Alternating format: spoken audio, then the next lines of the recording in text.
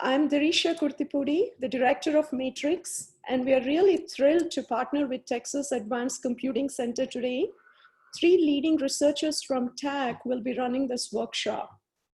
Dr. Weijia Xu is a research scientist and who is the leader on organizing this workshop from TACC. He is the manager of the Scalable Computational Intelligence Group at TACC. He's a computational scientist by training and an experienced data scientist. His main research interest is to enable data-driven discoveries through developing new computational methods and applications that facilitate the data to knowledge transfer process. He leads the group that supports large-scale data-driven analysis and machine learning workflows, and also offers several training workshops and tutorials on topics related to machine learning, deep learning, R, Hadoop, and several others. In earnest, we started this discussion with Dr. Xu almost 6 months back, and glad to see that we're able to do this virtually. Dr. Amit Gupta is a research engineering scientist associate 4 in the Scalable Computational Intelligence Group at TACC, and his research interests are in distributed systems and tools to enable scaling of big data applications on HPC infrastructure, parallel programming, and information retrieval systems for text. He has extensive experience with various applications ranging from scalable transportation simulations to text mining of biological literature. Dr. Gupta will be leading the morning session today. Dr. Zhao Zhang is a computer scientist in the data-intensive group at Texas Advanced Computing Center, and his research goal is to enable and expedite scientific discovery with computer systems and algorithms. And Dr. Zhang has extensive research experiments in high-performance computing and big data systems, and he will be leading the afternoon session today. In particular, I would like to thank Dr. Henry Griffith, who is the research program coordinator at Matrix, and he has helped in rolling the ball on all the event logistics and coordination for this workshop today. Thank you, Henry. We plan to offer other deep learning techniques tutorials in the future, but due to restrictions on the virtual support for hands-on training, we had sent the invitation only to the core members this time. We understand that there are several other students who would love to have this opportunity, and we hope to have a scaled up version in person pretty soon. With that, I would like to hand over the host permissions to Weijia. He will be leading the session. Thank you. Thank you very much for the introduction. Let me share my screen first. So thanks for the very nice introduction of all of us.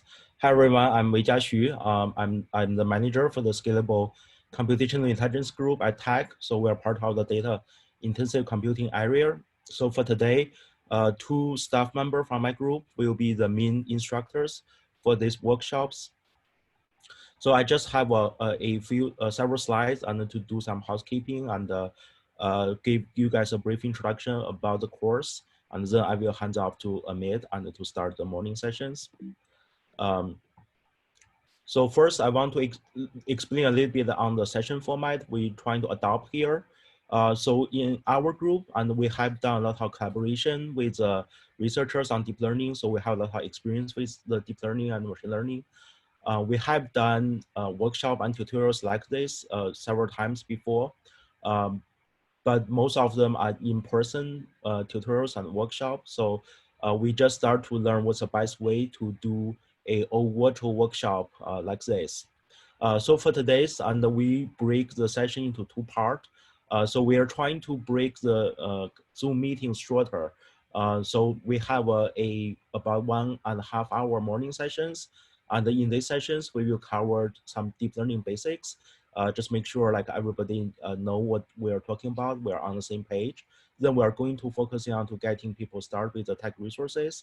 And because we do want to have you guys have a more hands-on experience from today. Then on the morning session, we will mostly concentrate on single node examples. And we have a few examples and we want to go through. Then after we do that introduction, our goal is to everybody have a basic understanding, everybody can get on the tech resources, and everybody can access the example and demonstrations. Then we have a long break in between.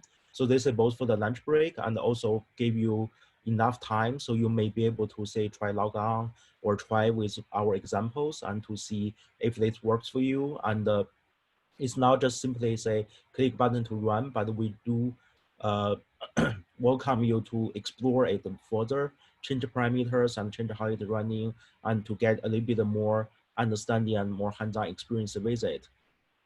If you have problems, that's no problem. If you have any questions, we will regroup at 2 o'clock this afternoon. So we will start with a short question and answer sessions, where if you have any problem or question during your own exploration with examples, feel free to let us know. So we will try to addressing that during the early part of the afternoon sessions. If there's not too much questions, and we will continue with the lectures for the afternoon session. The afternoon session will focus on more on distributed deep learning because we are a supercomputing center, and we have a lot of the we have several computing clusters, each with a lot of the nodes, and so we do want to not only run deep learning within a single node, but with multiple nodes. So Dr. Zhao will be main lead for the afternoon sessions, and similarly, he has lectures and he has some examples, and he has some demonstration that he will show in afternoon sessions. So a little bit more about us is I think Dr. Derisha has given a very good introduction for all the instructors. Just briefly for the Scalable Computational Intelligence Group. So we are a small group inside the TACC, and we are focusing on support user running data analysis workflow using tech resources. And we have also several research and development projects on new methods and applications that utilizing machine learning and big data analysis. If you're interested to know more, and we have a more general introduction slides, and if you feel interested, and you can pin me and I can share you more of the project we have been working on. We also do a variety of the application and the software tool support, such as R and Hadoop and Spark, and now the deep learning framework like TensorFlow, Keras. So for the instructors, this is me, just in case you're cannot see my face.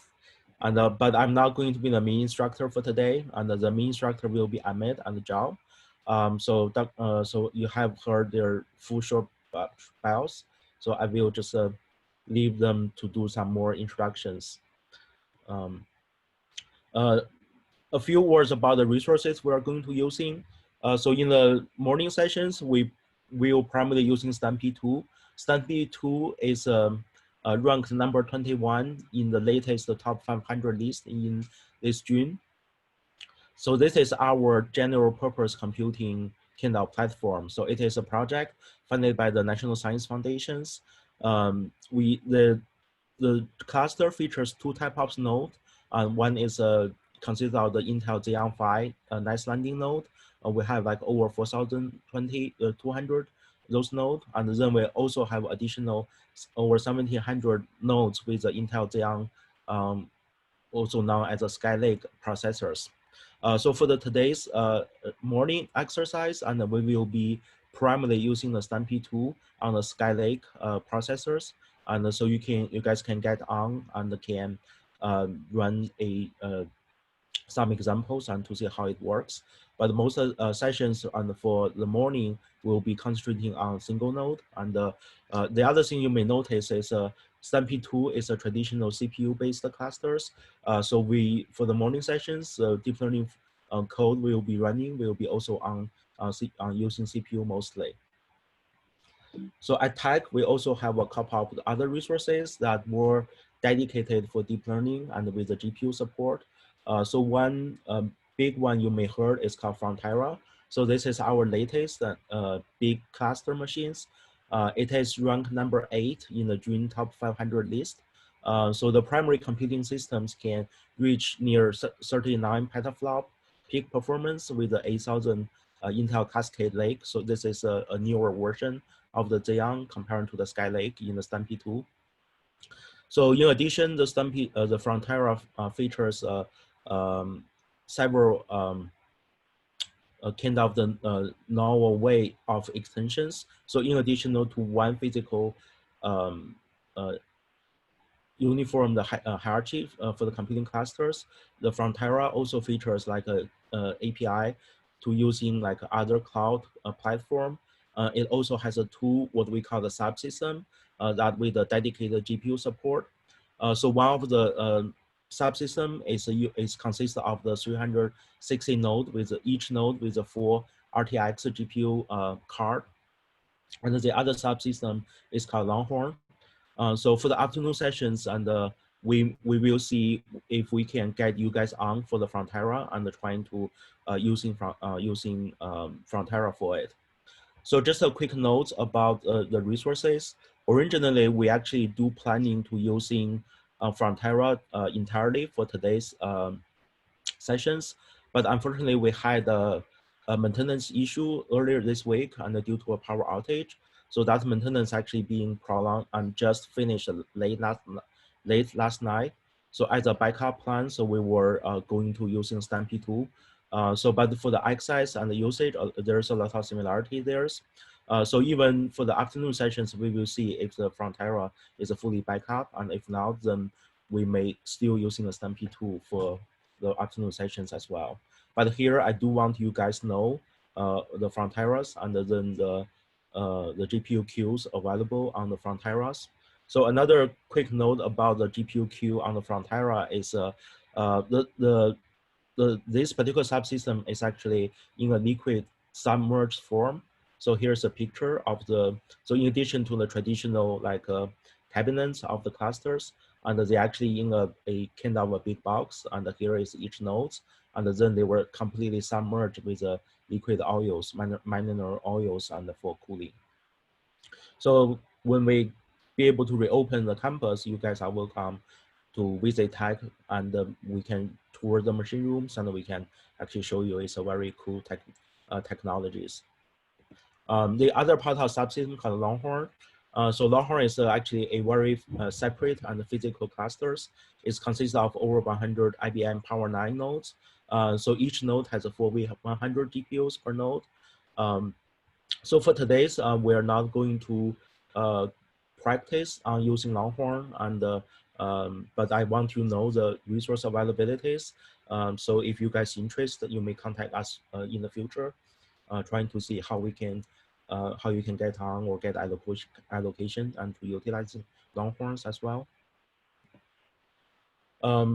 So to using our resources, and you would need a TACC account. For the TACC account, we have prepared a set of the training accounts. You should have received the email about the training account to be used during today's sessions. If you have already an existing TACC user account, for today's training session, please use the training account you have got, because it tied to the allocations we have and then the reservations we have. So it will be much easier to follow with the instruction and to run the examples if you're using the training accounts instead of your own TACC user accounts. If you have problems or you haven't really received your emails, or you have problem to log in with your TACC user account, feel free to ping me during these morning sessions, during the chat, or email us directly. On this, we can try to get it resolved. So during the morning sessions, and Amit will also talk through you what you need and to access, and how you can access the TACC resources there. Okay. So here's my last slides. So the slides is about the rest of slides is available at this particular URL. I don't know if you have got a separate distribution about the slide availabilities, and we have the morning slides and the afternoon slides all available through that Google. It's a lead you to a Google shared folders, and we have both the slides put in there.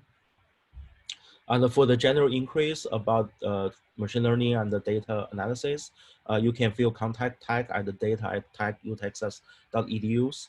And for today's sessions, I have listed my email address here along with Ahmed and Zhao's email there. So feel free to reach out to us after sessions for future questions or possible project you want to do. Okay. So I just leave here for a minute for you guys to be able to write down the URL for the slides. And also I'm be happy to see if there's any early questions you may already have.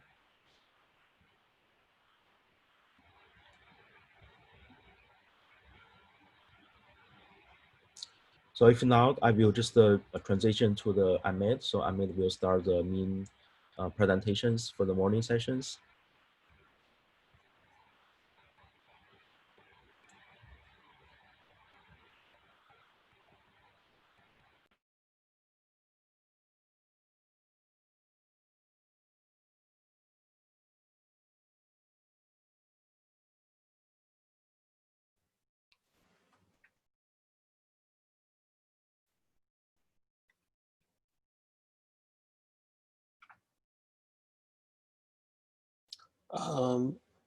Yes.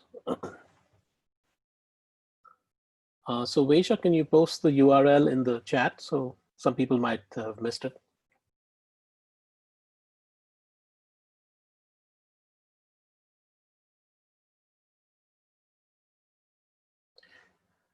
Okay.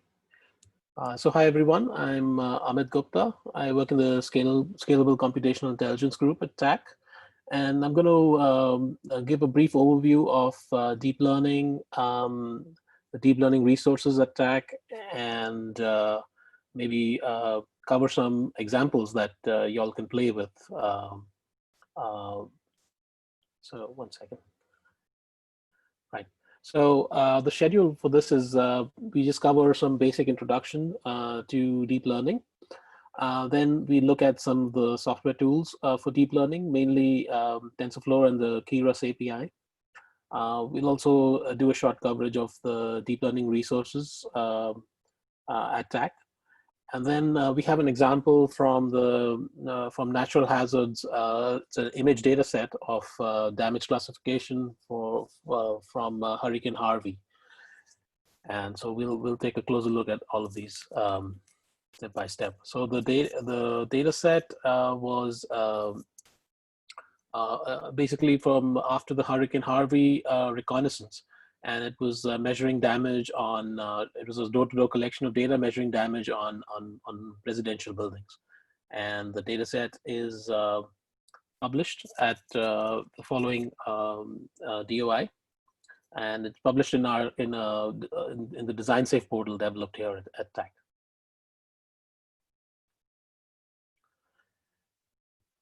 And there are various visualization options available in the Design Safe portal. So that's where you can the DOI will take you to where you can download and explore this data set further. So we'll begin with introduction to deep learning.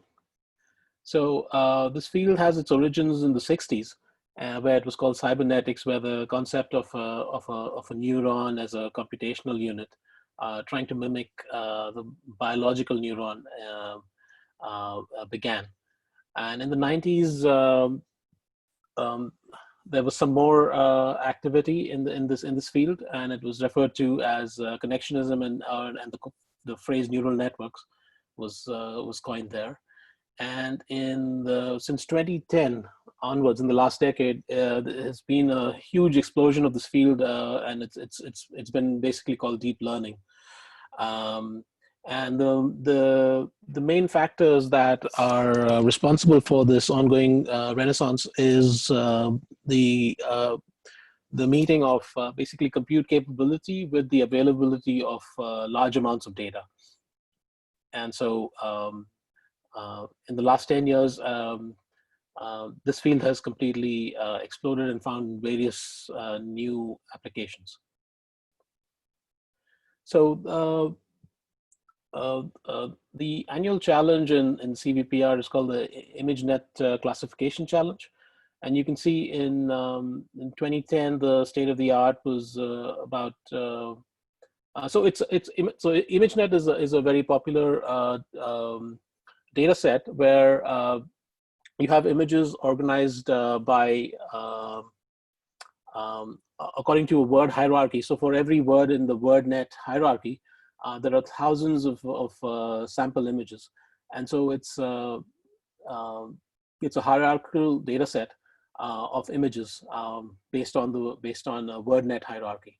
And so these can be used for various classification tasks. And there's the annual challenge in the CVPR conference for basically for pushing the state of the art in classification, in image classification. And you can see the top 5 error percentage in 2010 was 28%, almost 30%. And gradually over the years, by employing deep learning, this has been brought staggeringly down, and it's even pushing, equaling in many cases the accuracy of humans and even surpassing it. So most of this has been accomplished by innovations in the neural network architecture, and also by using many more layers. So that hence the phrase deep learning. So we'll begin our we'll keep this example in mind for our future terminology. So this is a classic linear regression example in machine learning, and it's essentially attempting to predict the house price with a feature of square foot usage. And so what we normally, so the y-axis is the price, and the x-axis could be any number of features. It could be a single feature like square foot usage, or it could be various other features depending on neighborhood and whatnot. So what machine learning, what the linear regression problem attempts to do is essentially create a model of weights, and which enables you to predict, based given certain features, you predict the house price. And this is quite often a first example people usually learn about in machine learning. And the linear regression problem is essentially trying to adjust these weights so as to give you a linear model through all these data points that best predict the house price with a minimum error. So the error is pointed out in blue there, where you can, it's the difference between what the linear model is telling you, is predicting the price, and the actual true true price. So that delta is the error. And so what we're essentially trying to do is adjust this hyperplane to minimize the errors, the average error across all these points. And the function that the objective function that we try to minimize is basically, it's called the loss, or also called the error. Often you can have different formulations of this. Typically it is a mean square error across the entire data set. And so we introduce here the notion of model generalization. In practice, what we do is we divide the training data set into 2 parts. The typical convention is to use 80% for training, meaning use 80% of your data set for basically this fine-tuning and discovering the weights of each of the features. And then use 20% as a validation data set, which is basically a data set to test your model on. The collection of weights is basically called the model. And and then so the 80% of the data set is what is used to train the model, is to discover the weights. And then the remainder 20% is what the model has not seen before. And then you sort of validate the model on that 20% data set. And the difference between the prediction and the label value and the true value is referred to as the loss or the error. And a good model usually has a low training error and a low validation error. And meaning meaning you train it to a point where it gives you low error on the training data. And then when you give it data it hasn't seen before, it should also give you a lower error. And when you accomplish this, it's referred to as your model having good generalization.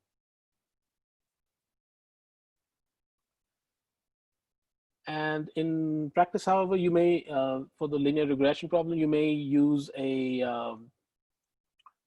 you may add a bias term to adjust the intercept of the hyperplane, or you may even add a regularization term.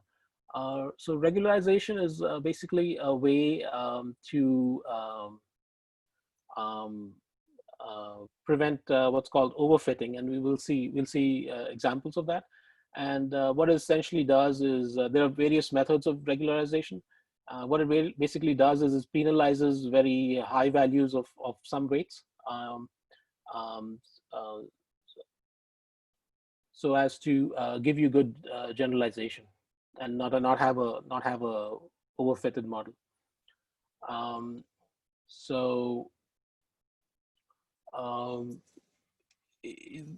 There are various practical variations of techniques that you may use. For instance, you may use different optimization strategies to like the gradient descent algorithm to find the weights with the minimum error. You may use a different loss function than the simple geometric distance. So you could use cross entropy. And so, one second, I'm sorry. And also so a good model, the eventual goal is having a model have low training error and a low validation error.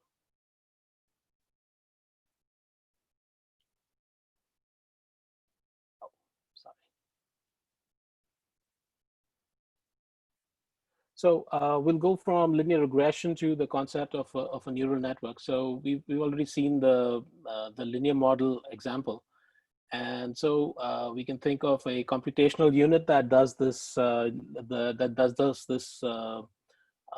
linear model computation. So it would take an input vector of features, and then it runs it through the weights and the bias term, and gives you the prediction or the output. And so this is the simple linear regression model. And as an extra step in neural networks, this prediction value is run through an activation function. So an activation function is a mathematical function that allows that basically maps the prediction, the real value prediction, into a 0 or a 1 in the analogy of a neuron. And this whole unit is referred to as a neuron, or this whole computational unit is basically modeling a neuron. And so a single neuron in neural networks is doing this. And from there you can extend. You can get all types of topologies of a neural network. You have the input layer, which is basically where you give the inputs to the neural network, and then you have you can have one layer feeding into the next with all kinds of different connection topologies. We're seeing a fully connected network here, and the layers in between are called the hidden layer. And the last layer that actually consolidates all of this and gives you the final prediction value is the output layer. And so most of the complexity is in the hidden layers. And so the terminology that we will use here in these slides is W of 1, 0 is basically referring to a model in layer 1 and the neuron or unit 0.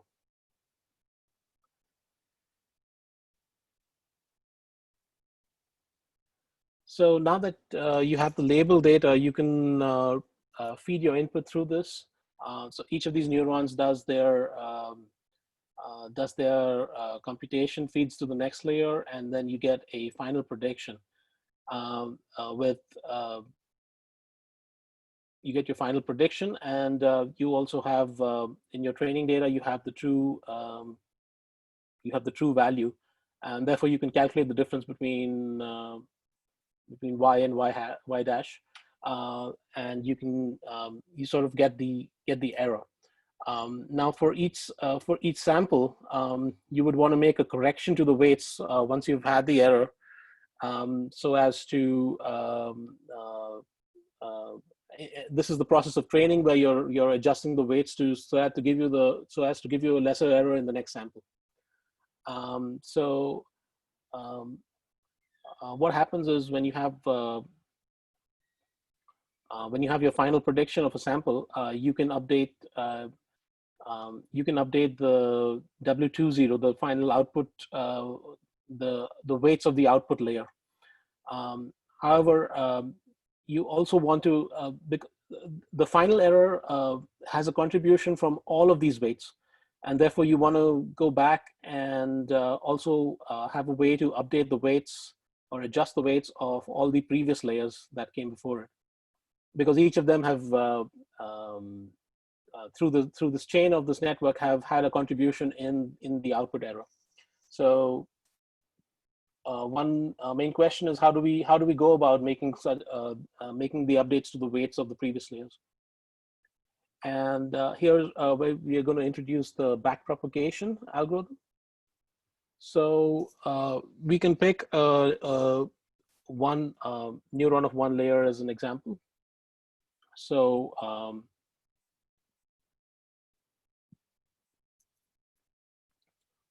what we see here is for any one layer, the weight has to be adjusted.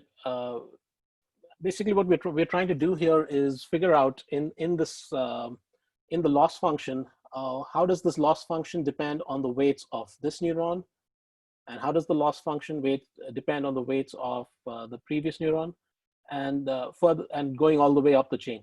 So basically that's what this partial differential is basically how does the delta loss change with the delta weight of that particular neuron, and this lambda parameter is basically called the learning rate. This controls how much we change the weight for a given loss as a reaction to the given loss to minimize the total loss in the next example.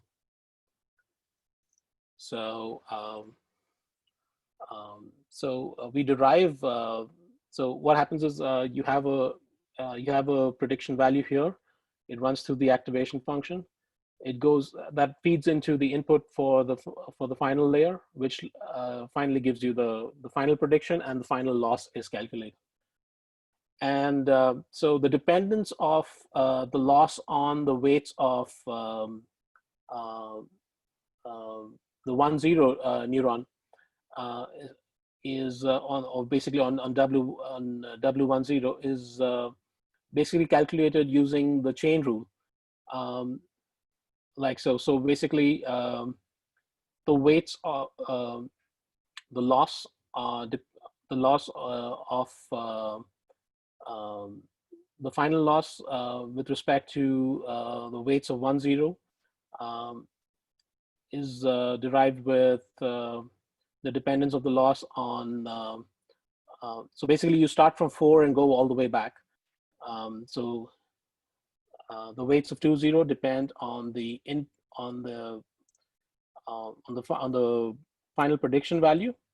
The final prediction value in turn depends on the activation or the output or the input to the final layer, the output of the first layer. And the activation of the previous layer depends on the prediction value of that layer. The prediction value of that layer depends on the weights of that layer. So this is basically the chain rule in differentiation. And you can get the you can get the dependence through each of these steps. So dou loss by dou y20 is, you can get that by the final loss value. Dou y20 by dou activate 10, you can get that by the prediction of the final layer. Dou activation by dou prediction, dou y10, or the prediction of the first layer, you can get that by from the activation step. And dou y10 by the dou weights of 10, you can get from the prediction value. So using this chain rule is how you calculate the final update for the weights of that neuron depending on the final loss. And you have to do this backwards for all the neurons, for all the layers of all the neurons.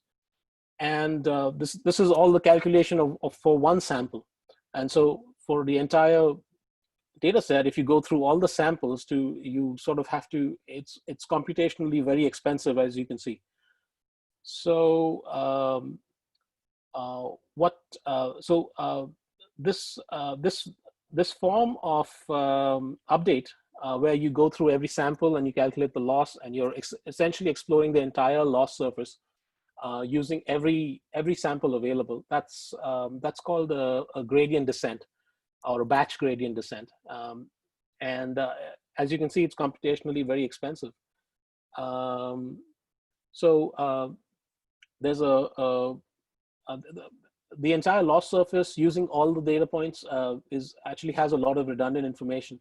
And so there is an alternate called stochastic gradient descent. And what is done is, instead of using the entire training data, you take a small batch of the data, and then you sort of get, and you do these updates on the smaller data set. So the intuitive explanation for that is, you're kind of getting you're kind of getting a general picture of the loss surface instead of getting each and every point. You're getting a small subset of the points to get the general layout, and use that inform your parameter updates. So that in practice gives good results while also being computationally less expensive than using all of your data points. With that, we would introduce the notion of an epoch. So an epoch is, so in stochastic gradient descent, when you choose a subset of the data of your training data to make parameter updates,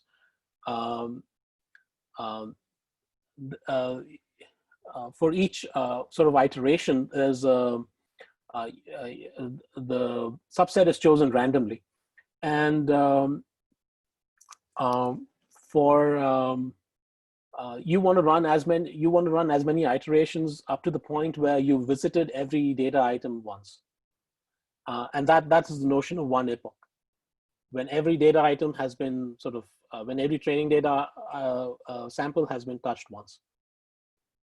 So if you have 120,000 images, and you have a 512 batch size for SGD, then the epoch roughly takes about 2,400 iterations. And how many epochs do you have to train for? And that is it's learned case by case, and it's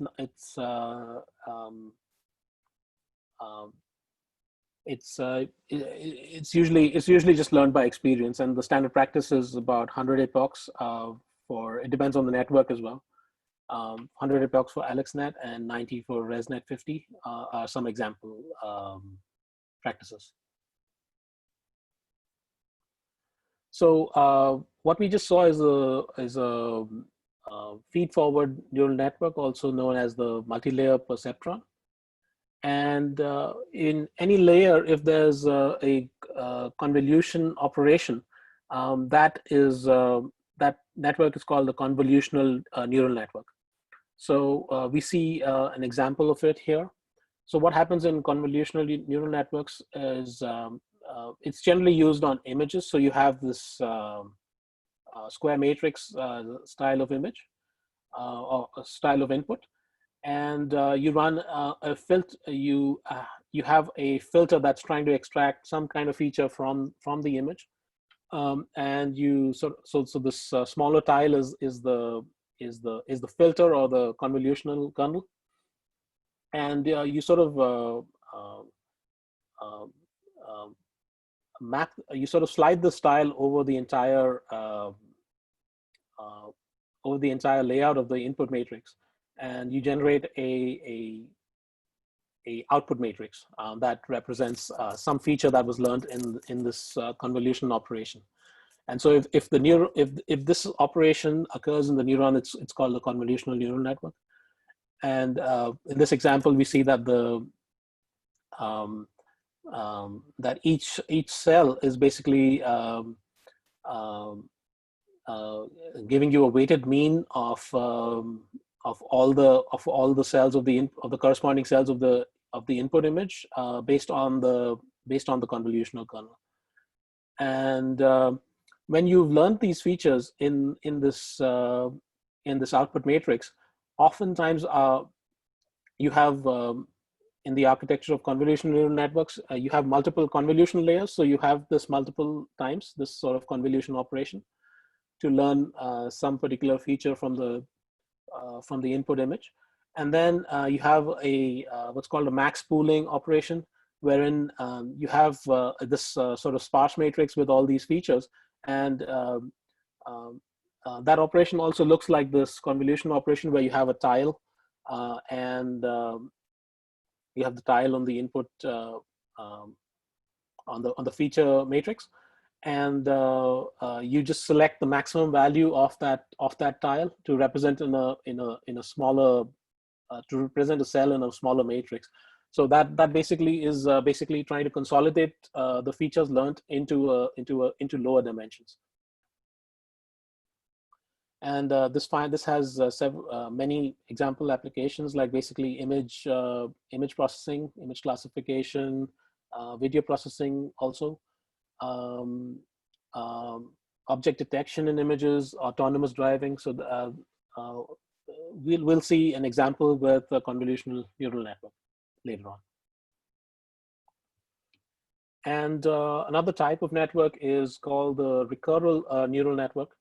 And it's mainly used to analyze data that occurs that has a sequential nature to it.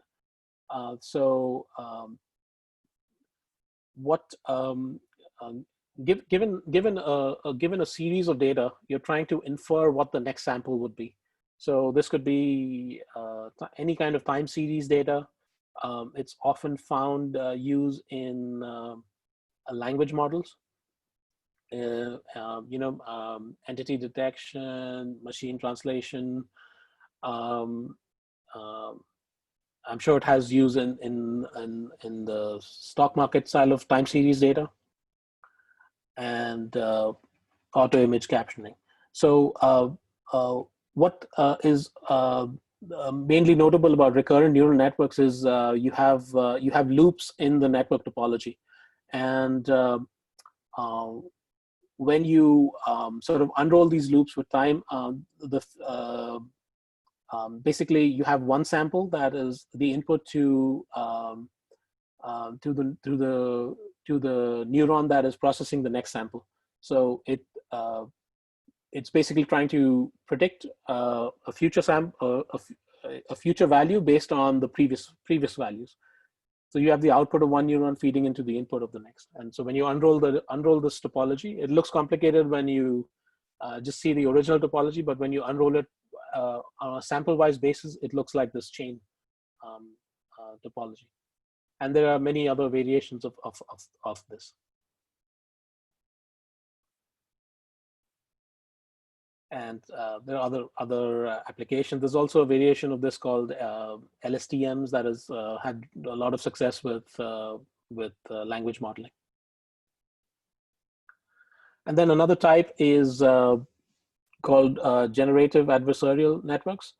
And in this basically you have two networks, and they are essentially trying to they're playing sort of a game with each other in the sense that so there's a discriminator network, and then there's a generator network. The generator network is fed with noise that has the similar statistical properties of the training data set. And the generator network uses this to generate fake images, and which is fed to the discriminator network. The discriminator network is given a real image and a fake image, and its task is to basically classify them. And the outputs of the discriminator network is basically also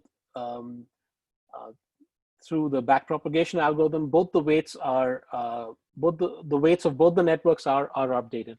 So therefore, through the training process, you see that the discriminator network gets better at classifying between real and fake images, and the generator network weights also get updated through backpropagation. So it is basically getting better at trying to fool the discriminator network, and until they reach some sort of equilibrium between them.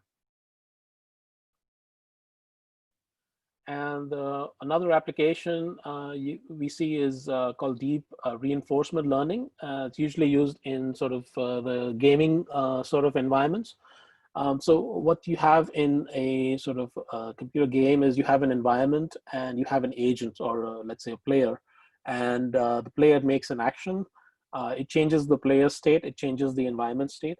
And also for certain actions, there's a reward, and there could be a penalty for certain actions. So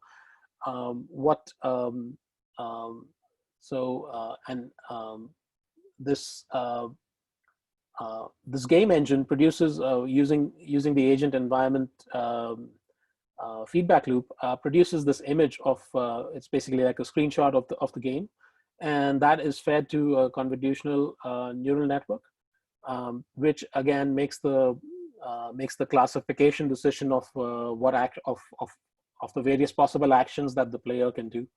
And so this can be used to use a neural network to automatically play a game.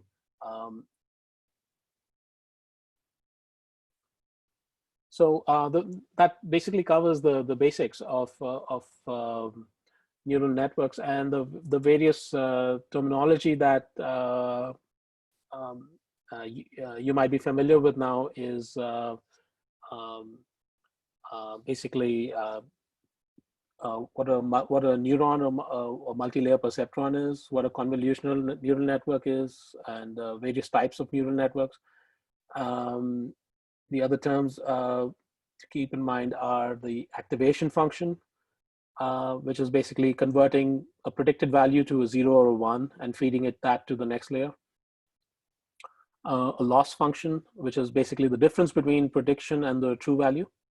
Backpropagation, which is the algorithm used to take the final error of the neural network and propagate weight updates back to the neurons of all layers. Gradient descent is the method which we use to explore the loss surface in order to find weights that give us the minimum error.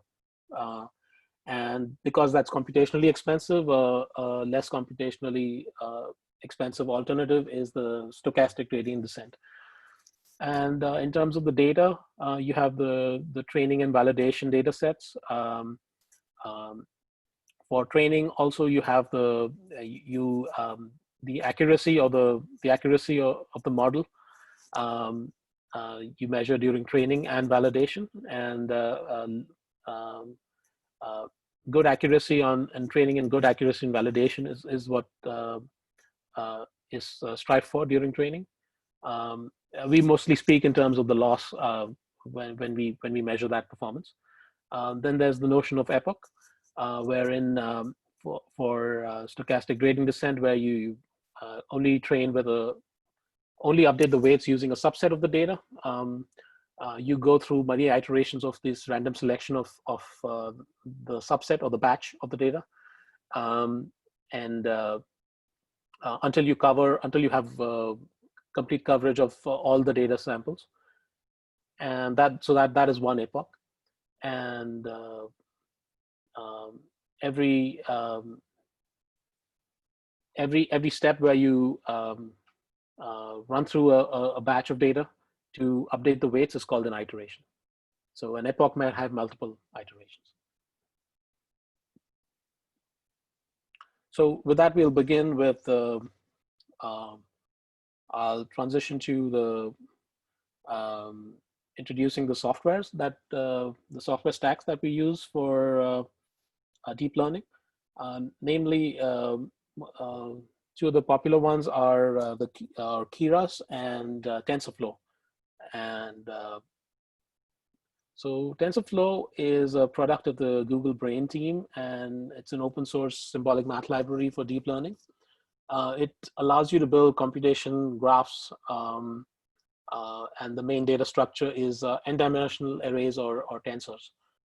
It has a low-level API, and it's difficult to program. It was initially released in 2015, and it's up to version 2.1 as of this January. So Keras is a Python API for, and it's used. It originally was its own framework, but it's now used as a front-end API for the various popular deep learning frameworks like TensorFlow, Theano, and this is the Keras API is a lot easier to use than actually programming in the frameworks directly, and its philosophy is mainly to go from idea to result with the least possible delay. And it was originally written by a Google engineer, Francois Collet, and it provides many building blocks, as you'll see, for constructing your network and configuring it with different optimizers and activation functions. And it has also convenient functions to handle different types of data, so like image and text. And it also uses a lot of the Python data analysis packages like NumPy and scikit-learn. So we'll cover, so there's basically four classes of the Keras API. One is to construct your models. There are two options available. One is a sequential model, and the other is a functional sequential API and a functional API. And we'll be using the functional API because it lets us create more complicated model architectures, network architectures. And then once you have a model, you need to set up its input data. And Keras has a data generator API. So once you have data and you start training, you might want to do some instrumentation on this training, maybe create a checkpoint, or maybe get a peek into the training using some sort of visualization. So TensorBoard is another tool that sort of uses this basically. If you want to basically take a look behind the or measure something during the training, you would use this callback API that Keras has provided. And then finally, once you have a trained model, you would use it for doing predictions in various applications. And so there's a prediction API for basically what's called inference and serving. So we'll begin with the functional API for constructing models. And the Keras model class is the main class that lets us do this. That has first you set up your input. So there's the input method when you give it a shape. So this is basically a one-dimensional array of 8 elements, and then you create a layer. So the dense is basically referring to a fully connected layer, and with 4 neurons. And the activation functions of ReLU stands for rectified linear unit, which is basically an example of an activation function, of a popular activation function. So remember, the activation function is what takes the prediction of a neuron and converts it to a 0 or 1 to be fed to the next layer. So you have the input vector, and then you create a dense layer that takes this input vector. So and then you create another dense layer of 8 neurons. That so that's what this functional API means. Is where you can take the output of the previous layer, connect it to the next layer, and so on. So it provides a very convenient way to chain together these various architectures layer by layer. And the final layer basically is a single neuron. It consolidates inputs from the second layer, and the activation function here is sigmoid. And finally, the model class, like I mentioned, is the main API here. So you construct your network, and you basically give it the inputs, and you give it the network topology, and then you have your instantiation of the model. And so in just a few lines, you can construct a network like so. So what we will be doing is extending a pre-trained model.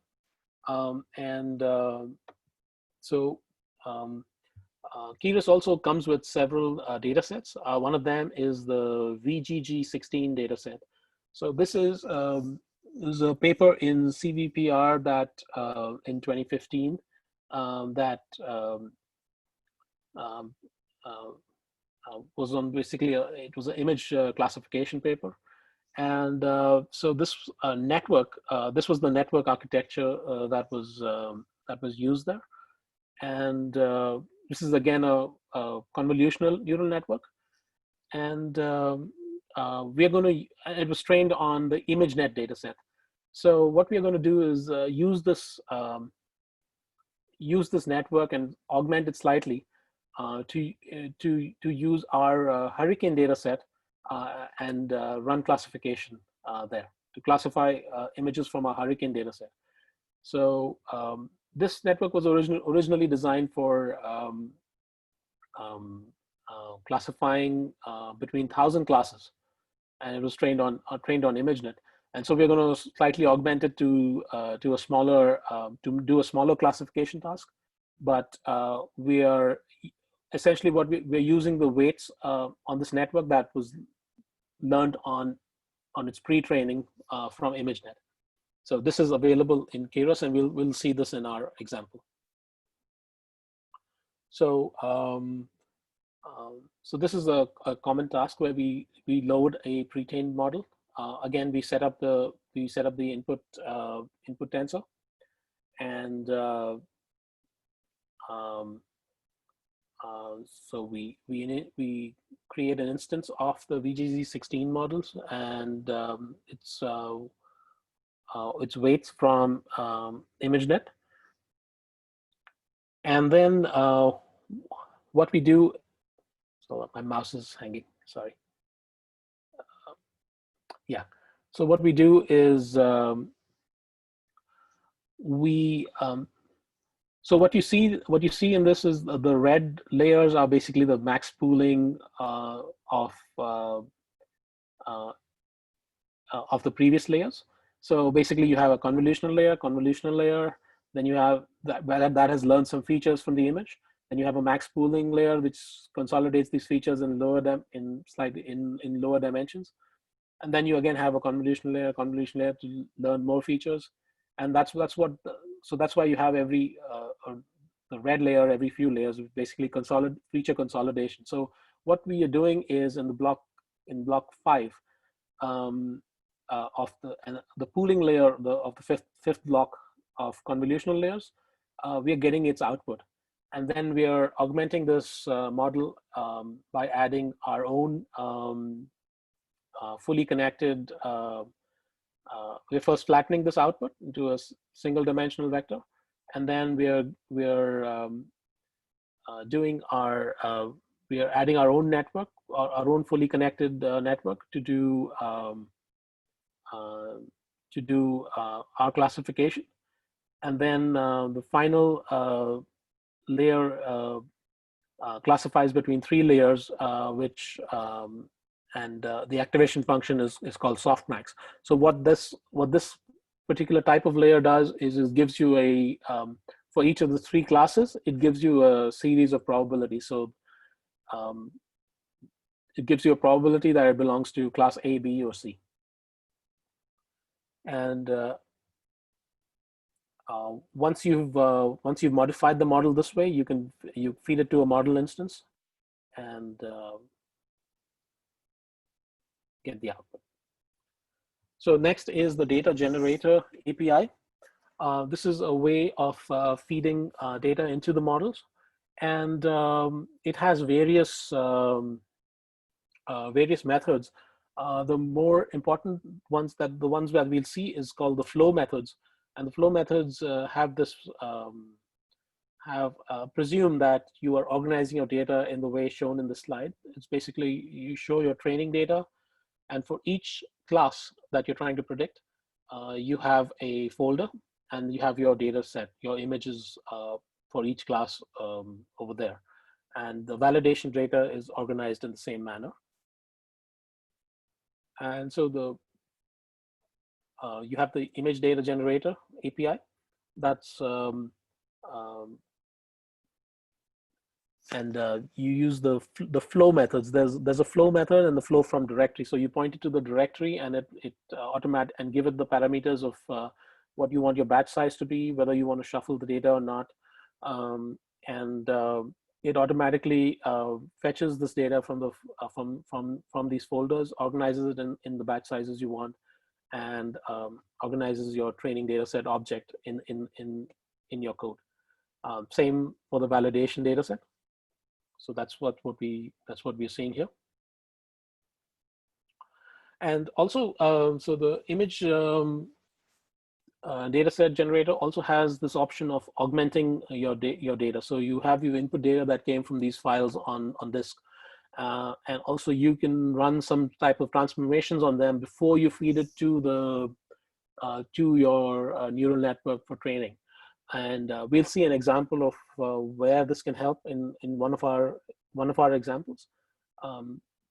So you can do these type of transformations where zooming into an image or rotating it, flipping it horizontally, that sort of thing. Then there is when you have your model instance ready, you can also do the additional configuration. So what sort of optimizer are you going to use?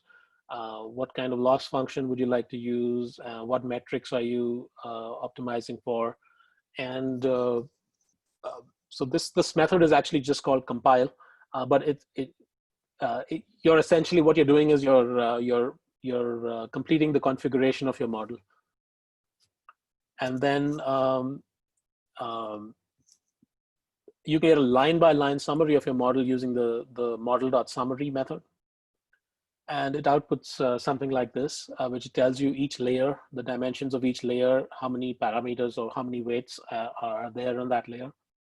And so we'll see this in the example as well. Then we mentioned the instrumentation of the training. Keras provides certain callbacks that you can install on your model, and you can have custom callback functions as well.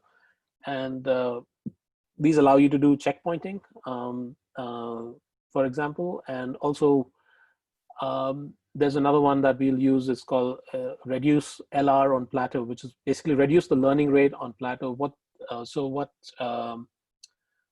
that does is basically when you're training and when you're training on the neural network and optimizing the weights, if for certain epochs the weights haven't changed, so that's what the patient's parameter is. So what this basically says is if for 5 epochs nothing has changed, then you can reduce the learning rate by the factor argument, and don't go below this particular learning rate by the min LR argument. So this is basically when you're approaching a minima in your loss surface. This allows you to reduce the step size when you're reaching sort of a flat region, to help you locate the minima and not overstep it. Also, you could create after training for multiple epochs, you could create a checkpoint, meaning you can write out the model weights to a file on disk, and then at a future time, you can load that model and pick up training where you left off. So sometimes the training is so computationally expensive that it is a good idea to a checkpoint after a certain number of epochs, and so that you don't lose all the work from a very long computation. And the final for training is a model.fit, which is common for many frameworks. There's also a method called fit generator. It's the same. It's pretty much does the same thing as model.fit. It just has a few more parameters that you can provide. We see here callbacks and other things like steps per epoch and so on. So it's just a variation on the fit method that's you see in traditional machine learning frameworks. So this is what the training output looks like. It shows you the training loss per iteration of every epoch as you go through, and then you have the loss and the accuracy posted. All of these are controllable by parameters in the model of what it outputs. And finally, for inference and for serving, so once you have a trained model, you can load it. You can basically write apps around it, and so you can load the basic methods are to load a trained model, load an input image for classification, for example, run the model prediction on that particular data sample, image in this example, and then print the output, basically. So we'll have one example of this as well. So usually what you're doing in tuning model structure is you're in neural network training, when you're trying to tune the network to perform better, you're investigating the kind of layers and topology of the network. And you also see the initial weights of the networks. Sometimes starting with the right initial weights can let you converge your training much faster. So you might investigate all of these. Also, the parameters that are used in neural networks, so some stuff like learning rate, what your loss function is going to be, what your regularization methods are going to be. That's what your optimizer is going to be. Those sort of things are called hyperparameters.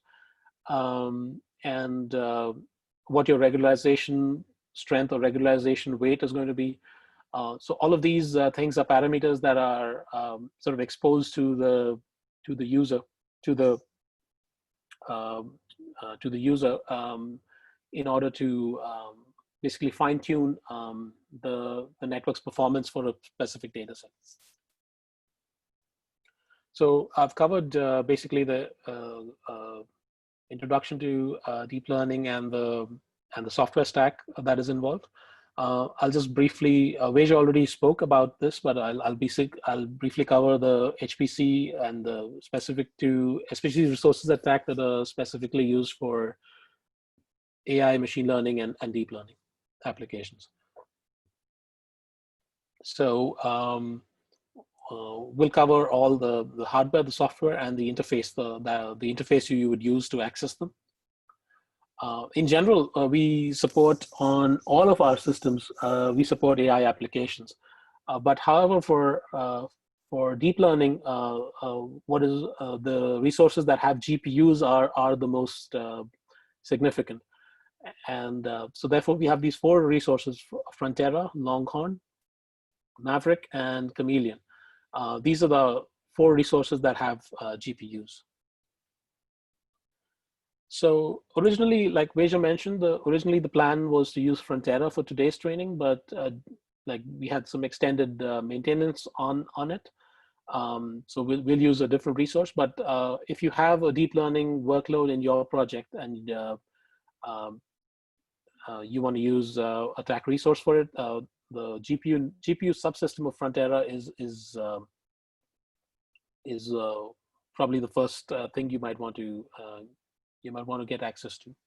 So it's the fastest academic supercomputer in the US, and it's I think it's number 5 in the world, and it has about 40 petaflops at double precision.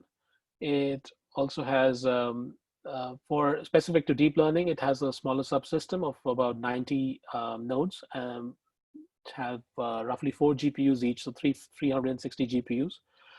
Those nodes have Intel Broadwell processors, come with 128 gigabytes of RAM, and also have each of them have a 150 gigabyte of local solid state disk.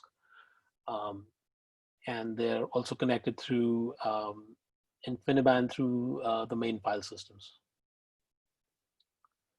And for software support, you can produce, you can write any custom code you want for deep learning. However, it would be the easiest way to get up and running is to use these existing frameworks that have matured quite well over the last few years. So PyTorch, Keras, TensorFlow, all of these are supported. And underneath, a lot of the they use other Python. They mostly have a Python interface to them. A lot of them use internally use, and a lot of the applications around them also use a lot of data Python data manipulation packages like pandas, and so that lets you basically do ETL on your input data set, and then basically prepare your data set to be fed into your neural network. And for today, you don't need to know Python, because we will be providing you with the notebook with the code to run through today's exercises. But typically, if you want to write these methods, if you want to write create networks for yourself for your own project, you might want to learn a little bit. You might want to learn some Python in order to learn these frameworks. And the best way to work interactively in Python is through Jupyter Notebooks, and that's what we'll be doing today. And for training across multiple nodes, there's another software called Horovod that Zhao will cover in the afternoon session. So generally, yeah, try to run on a GPU resource, and these are the frameworks that we support at TACC.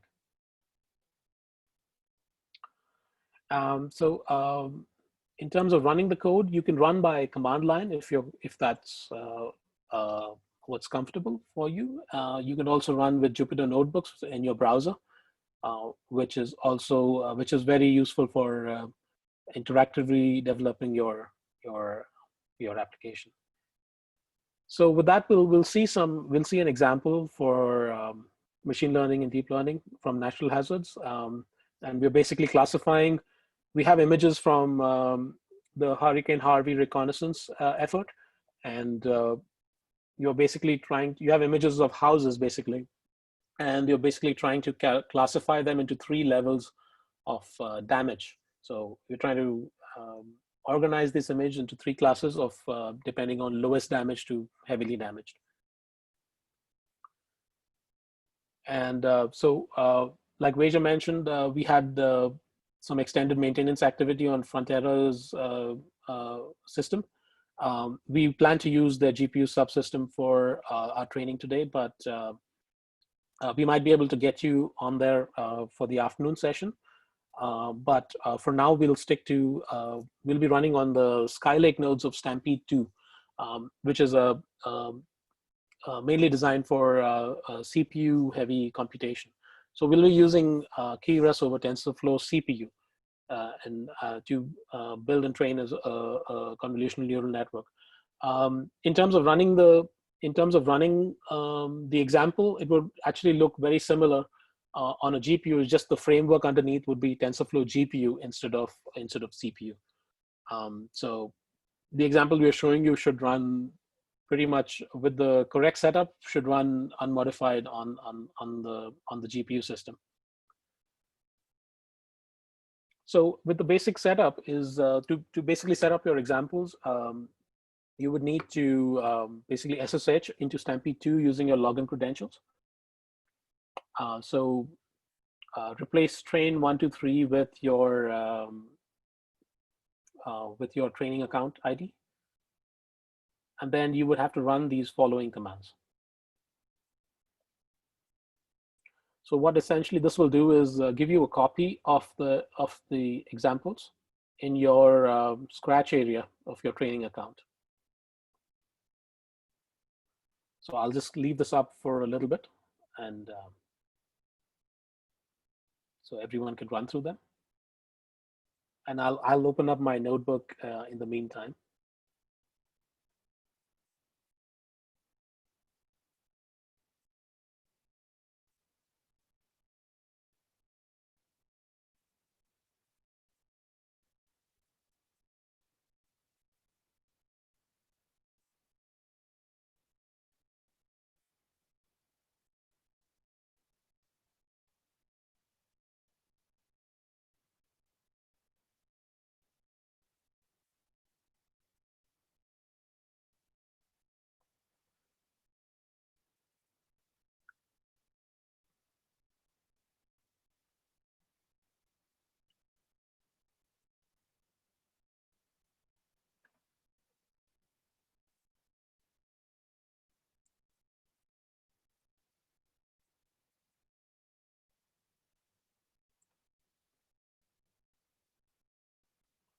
And also you have a copy of the slides, so you can refer to slide 51 there to run these steps.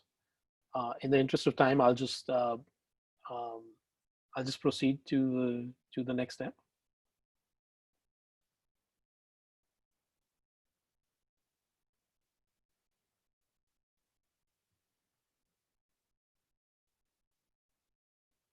So the next step is, once you've set up that folder, you basically just have to run one script. You have to run one command.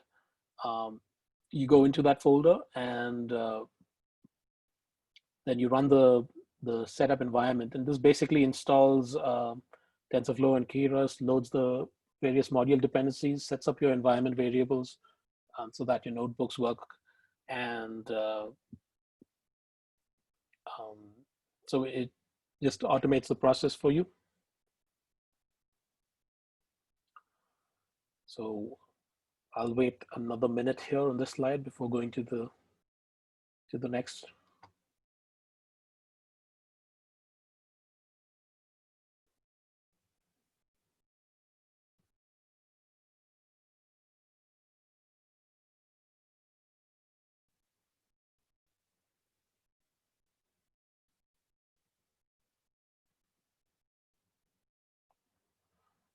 So someone asking where they have their login credentials.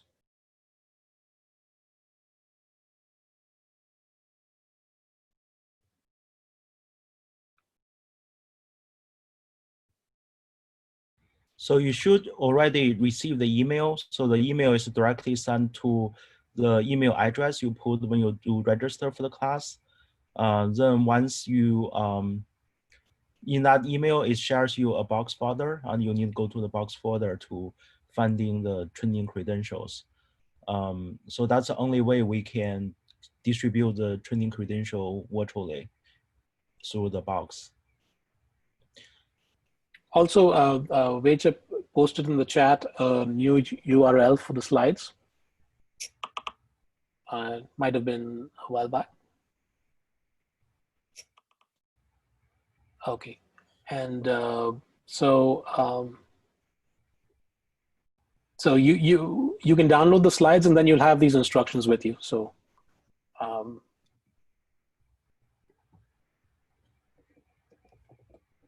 so I'll move on. But we'll if you have some problems, we'll help you in the Q&A and the break, and before the next session, we'll definitely get you on our running on our machines. So what happens is once you've done that setup, then everything is done through the browser. So what you basically have to go to TACC's visualization portal, and the address is here, viz.tac.utexas.edu, and then you log in with your training account credentials, and you select the system you want. In this case, we would be using Stampede 2. We have a reservation of nodes for you. Sometimes, yeah, so you have a reservation of nodes reserved for this training, so therefore you would get your instances running much quicker. Sometimes if the machines are busy, your a job you submit might wait in the queue for its turn to run. In the case of this training, we've reserved some nodes specially for this training. So and then select. Your project would be automatically selected. I think you just have the training open. However, when you're logging in as a TACC user, you might have multiple projects depending on your work. Then select the Jupyter Notebook option. Your reservation ID is UTSA, and the queue would be SKX or Skylakes normal. SKX-normal. So these are the important fields here in order to get your Jupyter Notebook running. I'm going to leave this up for, again, another minute so everyone can see. Again, this is also on the slides. So if you get a copy of the PDF of the slides, you will have all this with you.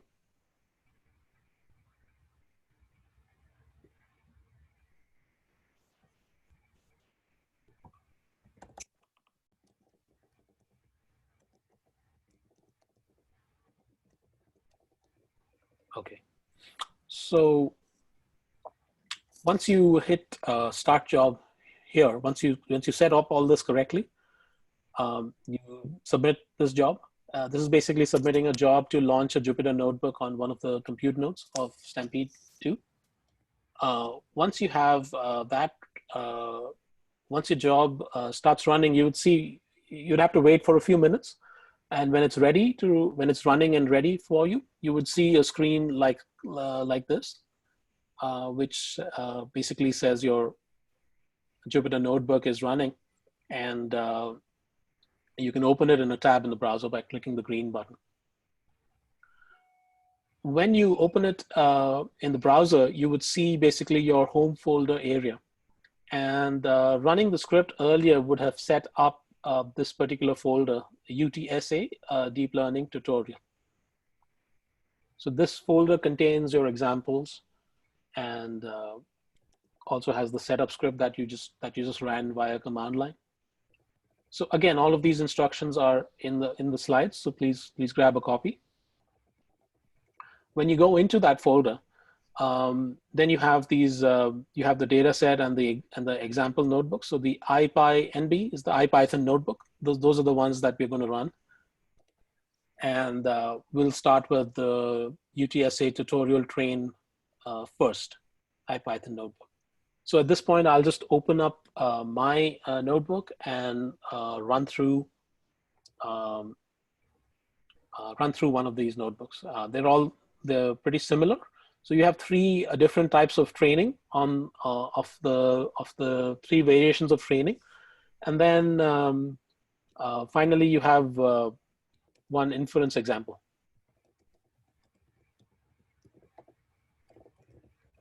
So I'll just open up my notebook to run through one of them. Give me a few minutes.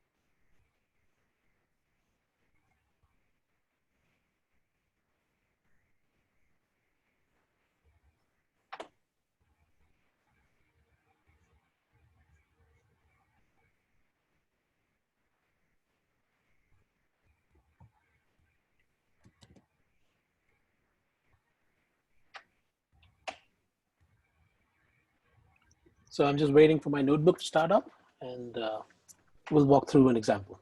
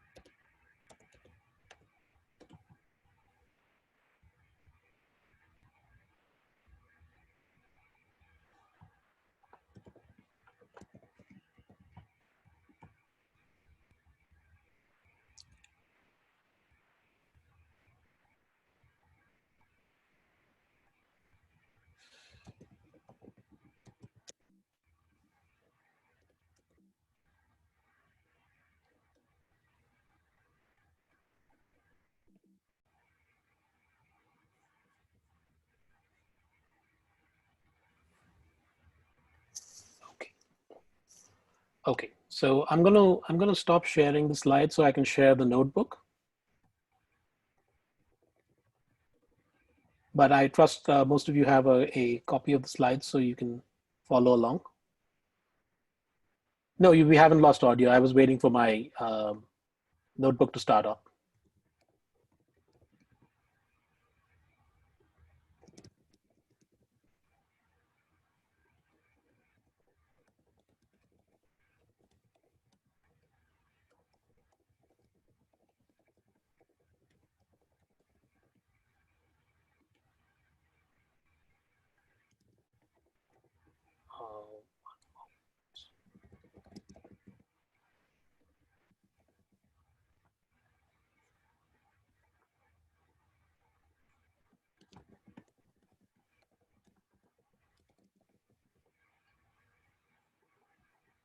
So basically, you would see the screen. You click on the open browser, and then you would get this screen. You'd have a different set of files, of course, but you would see this particular UTSA DL tutorial folder, and we'd go in there and you run the UTSA tutorial train first, .ipynb. So this opens up the notebook that this is the first training example. So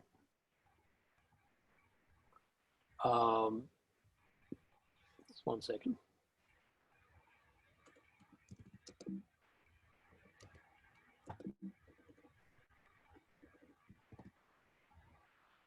Okay.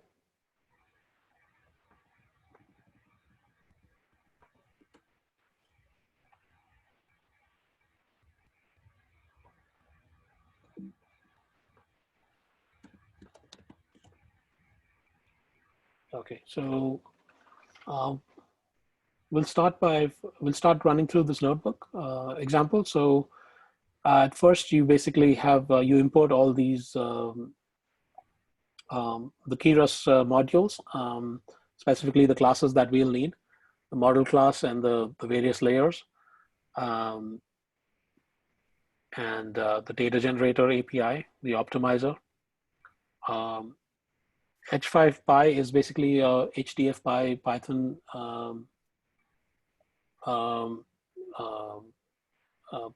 Python adapter that will basically allow us to store models on file, store trained models on file, and then we have the data set that we're going to. We have the pre-trained model on ImageNet that we're going to use is the VGG16. And we have the various callback and losses API.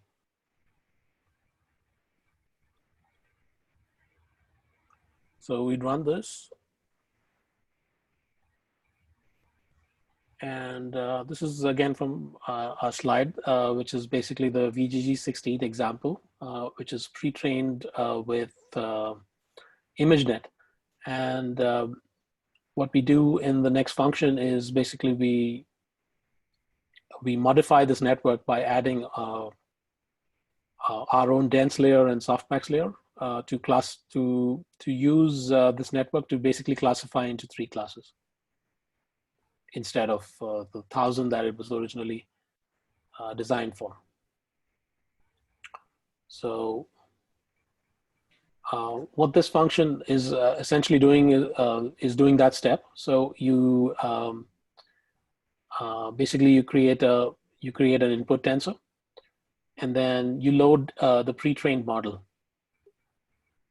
So the VGG16 is loading this entire model.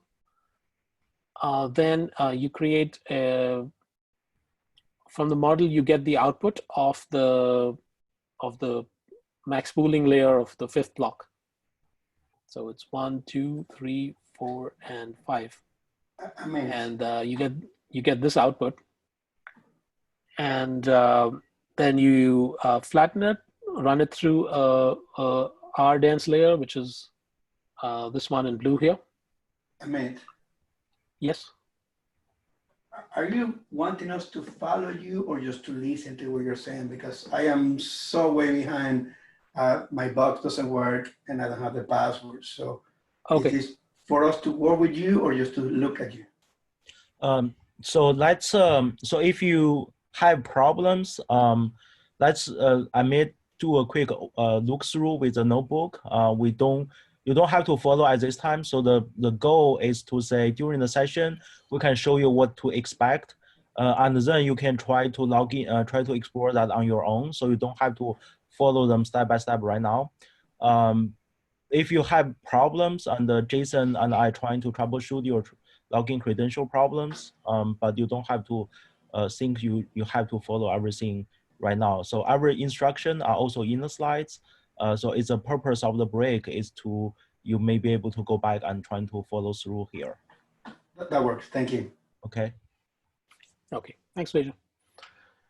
Yeah, and also there's a at the beginning of the next session there's a Q&A. So and also we'll be able to help you right after this session if you have any trouble running the steps in the slides. And also the beginning of the next session has a Q&A where we'll also be able to field questions. So yeah, so we take this, we load this pre-trained model, we augment it with these extra layers that help classify into three, because we're sort of designing this to classify into three classes for our image data set. And we create the new model object. That's what this function returns. So upon calling this function, we've got a new model based on a pre-trained model that we loaded from the Keras library. What we do also in this model is for the previous layers, for the pre-trained layers. So we've taken these pre-trained layers and then we've added these two layers of our own. For the pre-trained layers, we essentially are freezing the weights. Whatever weights it learned from the ImageNet training, those are frozen, and our training is mainly going to be training the extra layers that we added for basically for classification and for a final softmax, basically a list of probabilities of which class it belongs to. So here we're just basically freezing training of all the pre-trained layers. We initialize the optimizer. So there's the popular optimizer that uses some second order techniques. It's called Adam. It's also available in the Keras API. So we initialize the optimizer with the learning rate and other parameters. Then we configure the model. The method is called compile, but essentially what you're doing is you're configuring the model. We're defining the loss function, and we give it the optimizer and the metrics that we are optimizing for. And this particular cell gives us the summary of the model. So it shows you layer by layer what we have, and these last three are what we've added.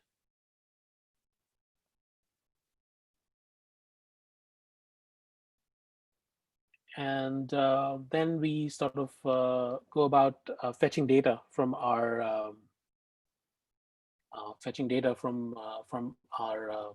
data set folders. So we use the image data generation API. Again, the train and validation, we're using the flow methods like described on the slides, where you have within each of these folders, you have example images for each class. So we have three classes that we're trying to classify into, and you have both the training and validation data sets have been organized that way. We give it the batch size for the training data set. And also, if you want to give it a random order, so you don't want ordering to feed into the image ordering to feed into the training weights, you can also shuffle this data. So we do that for the training. It's not really required for the validation step. And then we finally train the model. So the number of steps per epoch is calculated by the size of the training image. And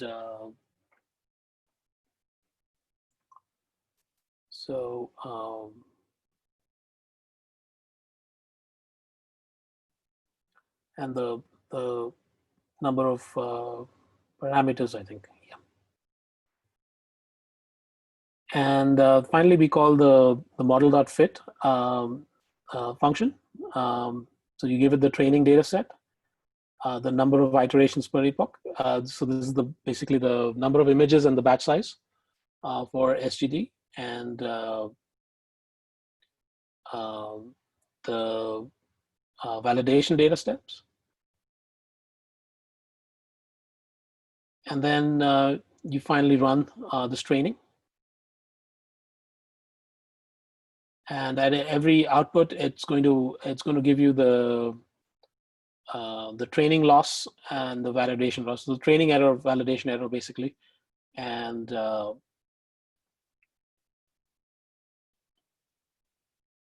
that's what we could keep an eye on at every epoch.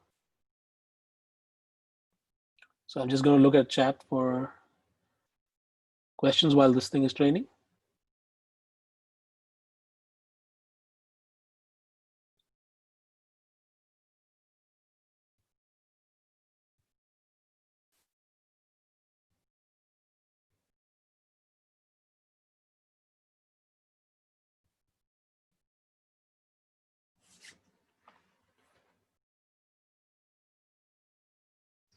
And the other two examples are basically variations on this, where we demonstrate the data augmentation API.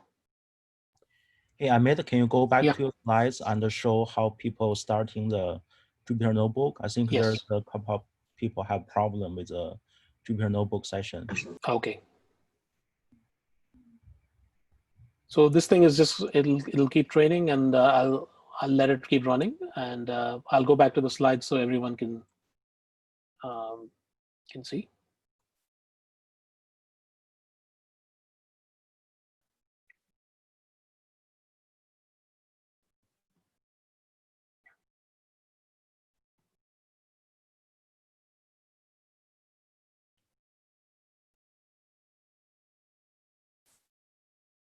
So I'm assuming everyone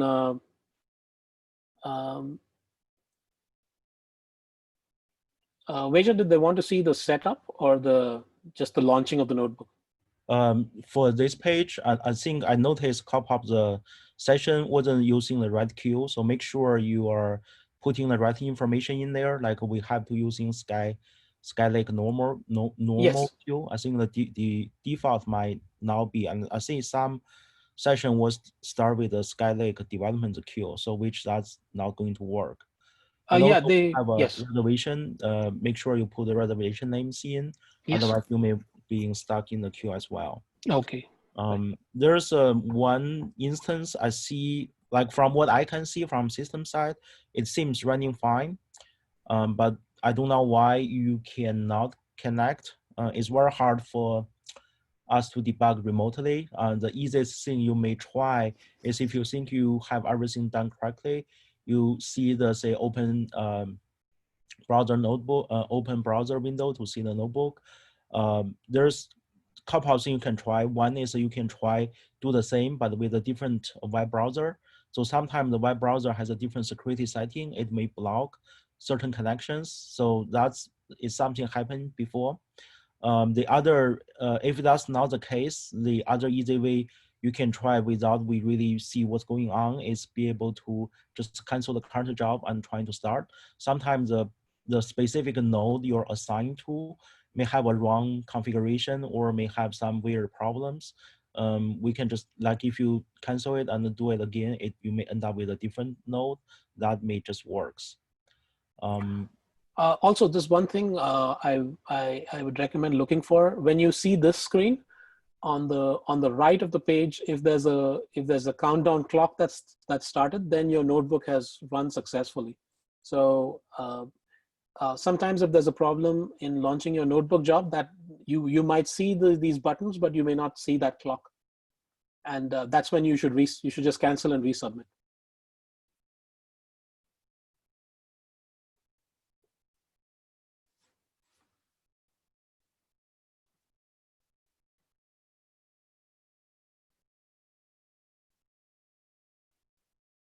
And also to launch your notebook, if you don't give the right reservation ID or give the wrong queue or something like that, that may cause problems in your notebook to launch. So the 4 things circled in red on this slide, those are important.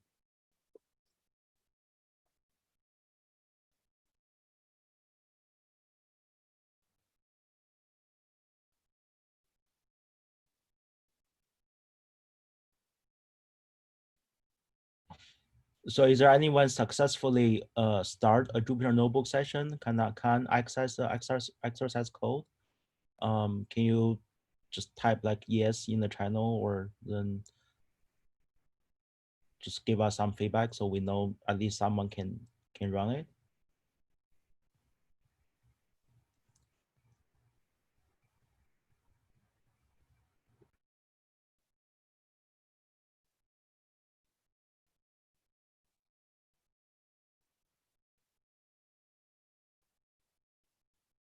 And also, if you have a specific problems, it will be helpful. You can also paste the training accounts you're currently using, so we can at least to see if the job is still queuing or there are other things there.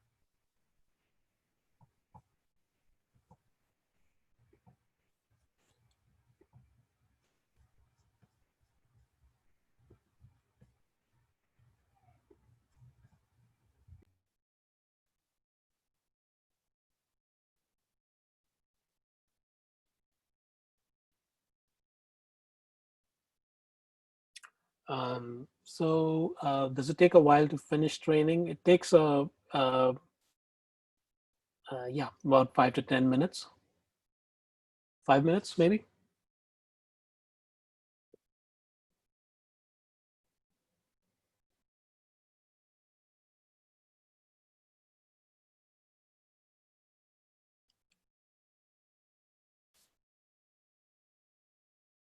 So especially if your job status is queued for a long time, it's probably one of the information, either the queue name, the reservation, or the project name wasn't correct. So you can cancel the current one, and you can double check to see if the if you put the right project name, choose the Jupyter Notebook, choose STEMP2, and put the right reservation ID in there. Otherwise, you may end up with a non-reservation request, which may take a long time because STEMP is always like over 90% used at all time. Sometimes in the portal, when you change one field, it sometimes accidentally changes the other one. So you can set up all these four things that are circled there. And before you hit start job, just make sure all of those, none of those have changed.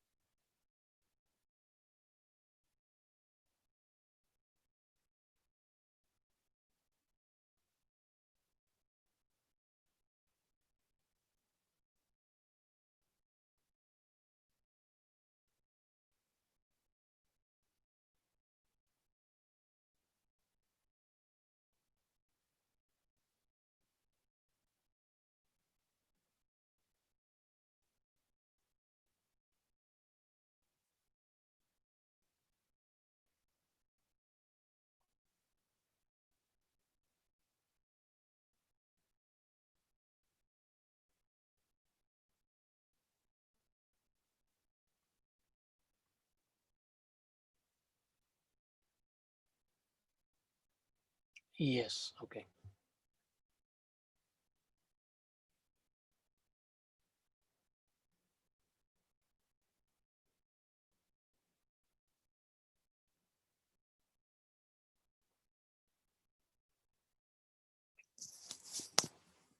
So the reservation ID and the queue name are important. Or else you're trying to get one of the nodes that has not been reserved for you, and then you'll end up waiting.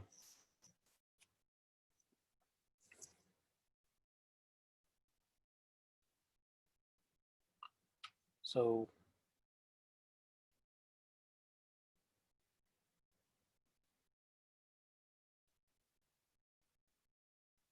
no, you should not have to install anything yourself.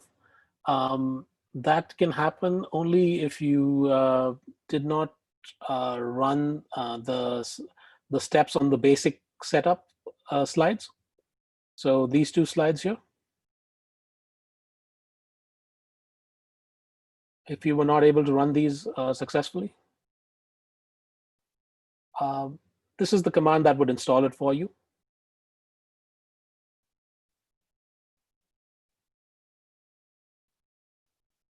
the source setup environment.sh. So slide 51 and slide 52, you need to follow those steps and then launch your notebook.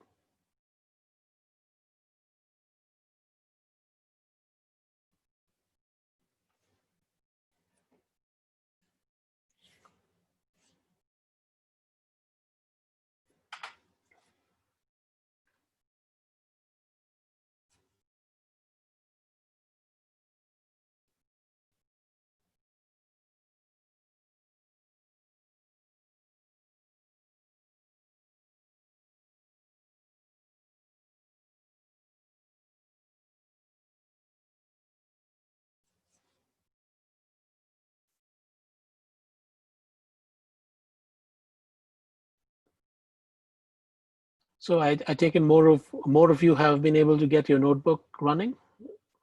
Is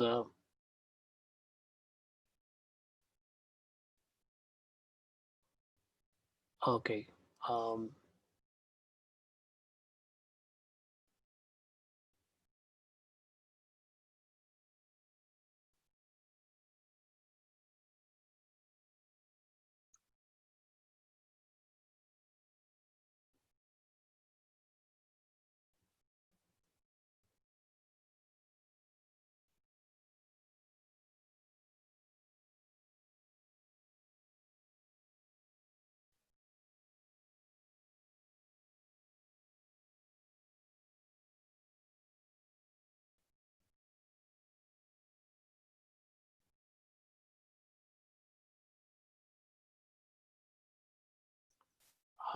So Veja, they're asking about accessing video during the break.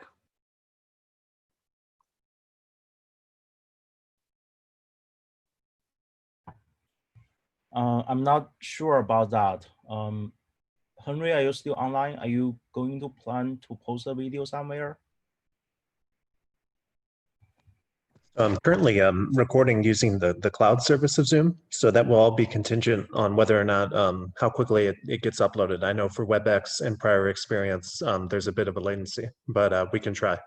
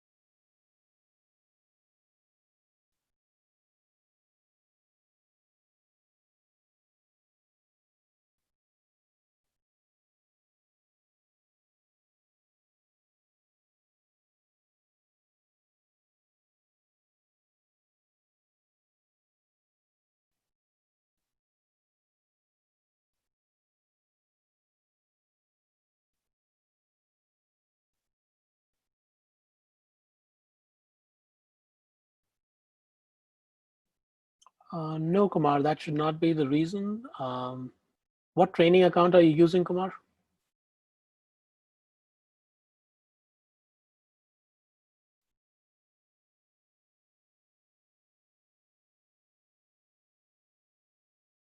And we won't be using TensorBoard, so it doesn't matter if that there's the incompatibility there. So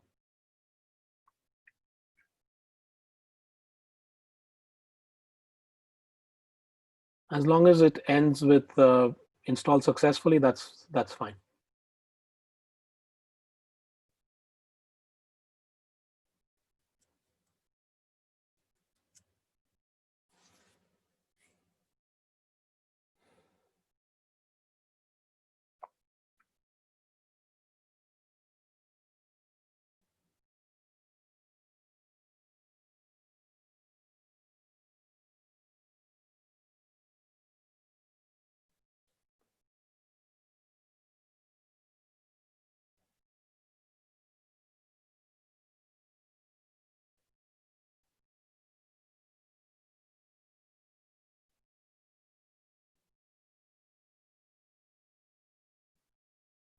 Kumar, also, are you running a Windows machine?